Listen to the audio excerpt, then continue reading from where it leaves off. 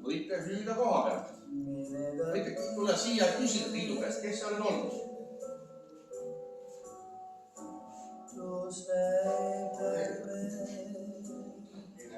Ma arvan, et see kindlasti.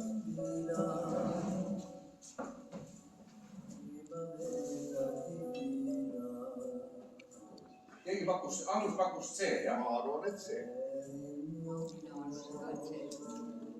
B. See isegi A, B, C võiks. B.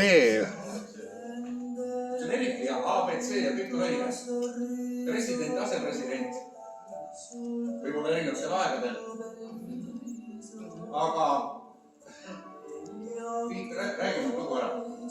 Mis on õige? Õige on teine. Ja sellel 67. aasta festivalil ma käisin küll, aga veel mitte mängima. Mingil tingimusel võiks ka see olla õige, kui oleks piisavalt teada seda, et ma ei mänginud. Aga Tiit, miks sa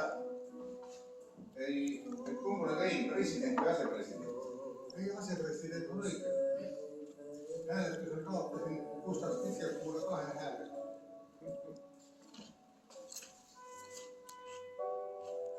Ja ongi nii, jah? Oli nii, jah. Okei, Tiidu oskustest te saate veel hiljem teada, mida ta džässifestivalilt õppis ja mida ta hiljem on juurde õppinud.